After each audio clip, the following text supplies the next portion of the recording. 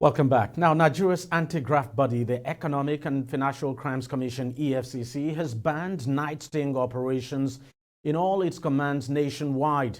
Chairman of the EFCC, Ola Olukoyede, gave the directive in Abuja on Wednesday, November the 1st, following the uproar that trailed the arrest of 69 students of the Obafemi Awolowo University, Ile-Ife, over alleged fraudulent internet-related activities by operatives, of course, of the Ibadan Zonal Office of the Commission.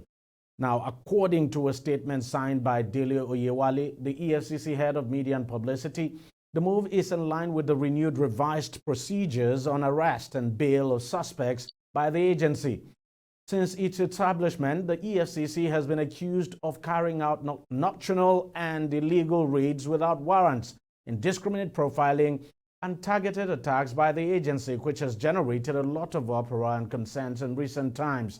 The ban on nighttime stings is one of many reforms to be made by the new chairman of the EFCC, who has emphasized the need for the commission to redirect its focus as an anti-corruption agency.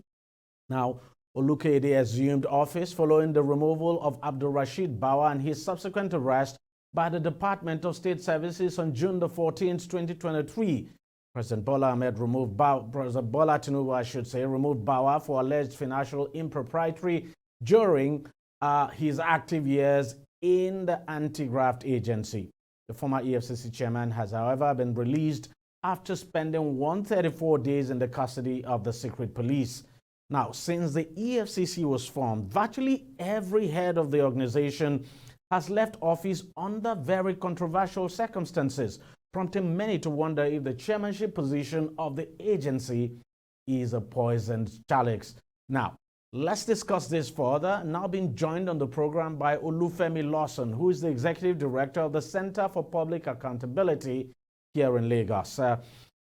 Mr. Lawson, thank you very much for joining us on the program. Let me start with the last issue I raised. Why is it that you look at the history of the chairmanship of the EFCC, virtually every chairman of the organization has, basically left their position now under questionable circumstance?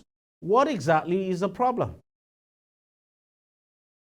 From an outsider perspective, I think one thing that is majorly responsible for the manner in which most of the heads of this agency have executed their position in the past until the very recent, that is Mr. Abdulrasheed Bawa, has to do more with the fact that the commission itself has been unable to conquer the menace of corruption.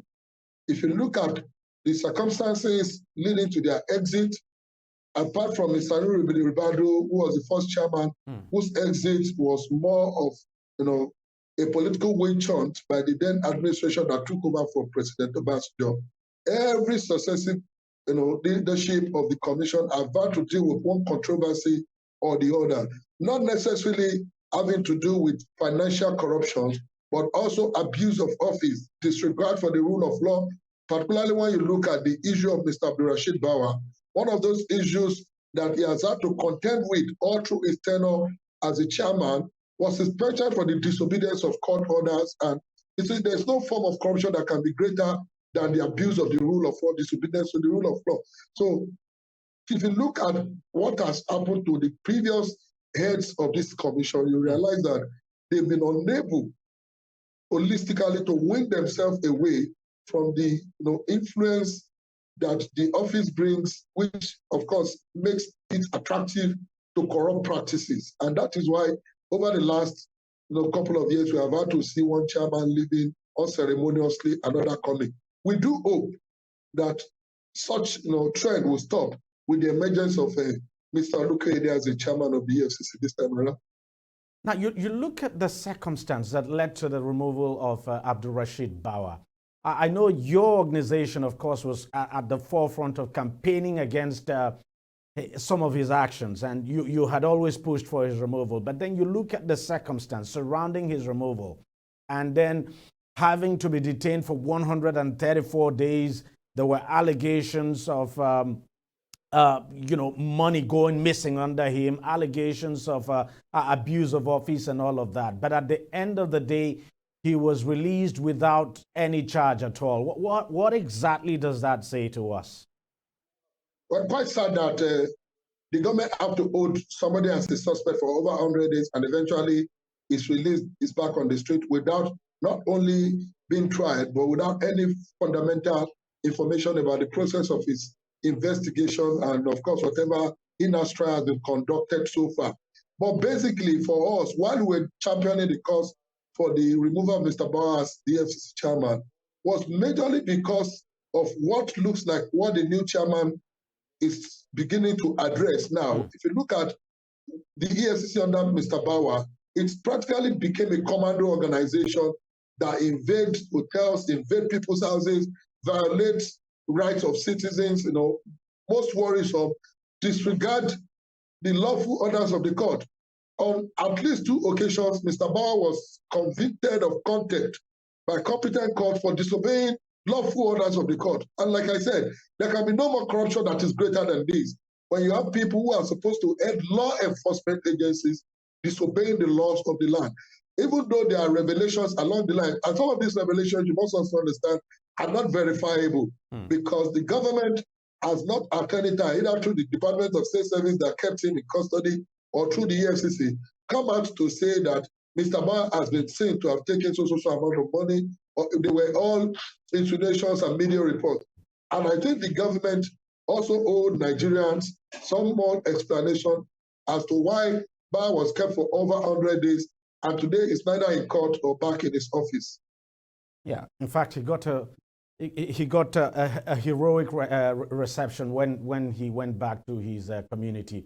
Now, let's talk about the sting operation that the new EFCC chairman has banned. I mean, what do you make of it?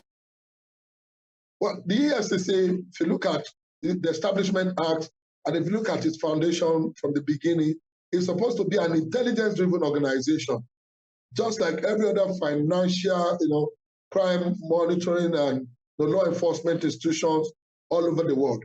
But at some point, the EFCC practically became a commando organization, behaving sometimes like scouts or people who are at war all over the streets. They became so notorious for invading homes at midnight. On the long run, people are arrested. Some are released without, any evidence of involvement in any form of corruption. While the real suspects, while the real financial criminals are walking on the streets, some are even having privilege of sitting before television cameras. Some are, on the field deck taking chieftaincy titles and all sort of anomalies that the commission is not, practically invading or such occasions to arrest them. But the lower category of Nigerians, particularly the young people, became the prime target of the EFCC at some point. That it has to invade student hostels, private residences, hotels, and it does not, present the commission as an intelligence-driven organization. Look, I'm not a security expert, but I would think that conducting sting operations should be one of the modus operandi of a security organization. Like the EFCC, even though it's not strictly in the sense of it a security organization, but it qualifies to be called so. And so, is it out of place to use sting operations now in conducting its business, especially to arrest suspects? It is quite different because even though it's a law enforcement agency, we must understand that the operations, the mission, the dictates of the operation of the EFCC is quite different from the conventional, activities of every other law enforcement agent.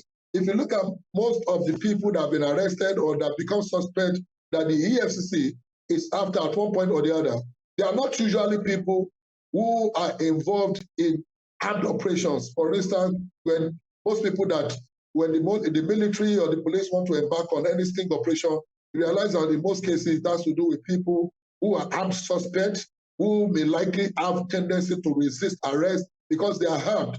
But how do we compare that to a case where you invade student hostel or you invade hotels or private residences, where mostly the suspects are unarmed citizens? And like I said, the EFCC is not a conventional security agency. It is an intelligence-driven organization which, tracks, investigates even without the knowledge of suspect, and embark on its operations. But when you have a situation whereby the EFCC is behaving like a brigade, that wants to be seen to be grabbing people rather than a commission that is seen to have investigated, to have tracked financial crimes, to have been able to trace where illicit funds are kept by who and by, that is what the EFCC is expected to be known for.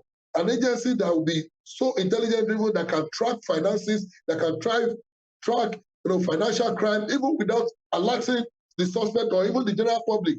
Not an agency that will be seen on patrol van, hanging on pickups, and chasing people all over the street. At some point in Lagos here, operatives of the commission were almost mounting roadblocks just because they were hard to arrest suspects. That is quite ridiculous, and it does not present the EFCC for the agency that it should be. Well, there's a new man in charge of the EFCC now, and of course, you had a problem with the man he took over from. So, if you were to set the agenda for Olukoyede, what exactly would that agenda be? Fundamentally, Mr. Olukoyede, thankfully, is a lawyer, not just a young lawyer, a lawyer of over 20 years of practice. Is coming to this commission, and it should be able to make a difference. Very quickly, the man who just left that position is also a lawyer. Yes, I said with an experience of over 2 decades. Yes, incomparable. So, of course, I understand he's a lawyer. But what we are saying is Mr. Olukoyede must be able to use his vast experience as a lawyer to ensure that the commission operates on the principle of rule of law, which is the foundation of any law enforcement institution. If EFCC, is allowed to operate using the laws that has established it, I'm very sure the commission will perform to the maximum as expected, not only by government, but also by citizens. But in this case, where you want to reduce the commission to a fire brigade operation, or a commission that runs around, make arrests even before investigating, we will not expect that from Mr. Olukoyede. So hopefully we are hoping that he will bring his vast experience, as somebody who has knowledge of the law, who is ready to work with the dictates of the law, and not, again, take the commission back to the days that it was always looking like a brigade organization that was not intelligence-driven. The rule of law must be a reform of the approach of the commission in its work under Mr. Olukoyede, and that is key. When that becomes the foundation, every other approach, every other agenda that may be brought forward by this new leadership of the commission will be very easy to implement. And I suppose your organization and other anti-corruption organizations will be watching his steps very closely. And if he takes a wrong step, you would not hesitate to come after him, I guess. Challenge. Well, thank you very much, Olufemi Lawson, who is the Executive Director of the Center for Public Accountability in Lagos. Thank you so very much for your time. Well, that's how much we can take on the program this week. Thank you very much for watching. I'll see you again next week. Bye-bye.